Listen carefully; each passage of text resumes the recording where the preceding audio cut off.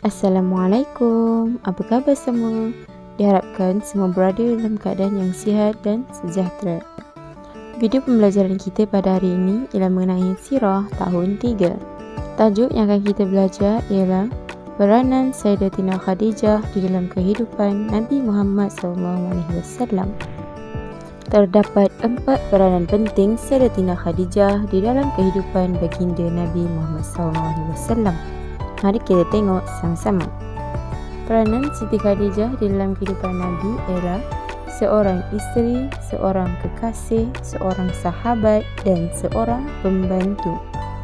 Video pada hari ini kita hanya akan tengok peranan Khadijah sebagai seorang isteri dan kekasih. Sebelum tu, siapa Sayyidatina Siti Khadijah ini? Nama penuh beliau ialah Siti Khadijah binti Khuwailid. Beliau merupakan isteri pertama Nabi Muhammad SAW. Siti Khadijah pernah berkahwin dengan lelaki lain sebelum berkahwin dengan Nabi Muhammad SAW. Siti Khadijah berkahwin dengan Nabi Muhammad ketika beliau berusia 40 tahun dan Nabi Muhammad pada ketika itu berusia 25 tahun dengan mas kahwinnya 20 ekor unta. Siti Khadijah menjadi isteri kepada Nabi Muhammad SAW selama 25 tahun. Khadijah meninggal dunia pada bulan Ramadan tahun ke-10 kerasulan ketika berusia 65 tahun. Mereka dikurniakan 6 orang anak hasil perkahwinan bersama. Jadi, sebagai seorang isteri kepada Rasulullah SAW, Sayyidatina Khadijah perlu memainkan peranan yang penting kepada baginda. Antaranya, menenangkan baginda ketika baru menerima wahyu. Seperti pada peristiwa turunnya wahyu yang pertama daripada malaikat Jibril kepada Nabi Muhammad SAW di Gua Hira. Baginda balik ke rumah dalam keadaannya tergetar-getar dan ketakutan. Jadinya peranan Siti Khadijah adalah untuk menenangkan Nabi Muhammad SAW pada ketika itu. Seterusnya, Sayyidatina Khadijah juga merupakan orang pertama yang memeluk Islam setelah Nabi diturunkan wahyu untuk menyebarkan agama Islam kepada umat manusia. Selain itu, Sayyidatina Siti Khadijah juga merupakan seorang isteri yang setia, jujur dan tabah dalam mengharungi segala rintangan yang dihadapi oleh Nabi Muhammad SAW ketika menyampaikan dakwah Islam kepada masyarakat Arab pada masa itu. Sayyidatina Khadijah juga merupakan seorang isteri yang lemah lembut dan penuh dengan kasih sayang. Beliau sanggup mengorbankan hartanya untuk perjuangan Nabi dalam menyebarkan dakwah Islam.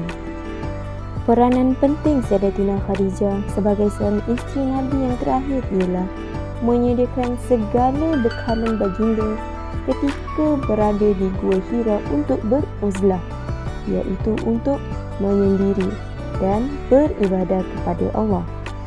Segala bekalan makanan, pakaian yang diperlukan Nabi selama berada di Gua Hira disediakan sepenuhnya oleh isteri baginda SAW, iaitu Sayyidatina Siti Khadijah.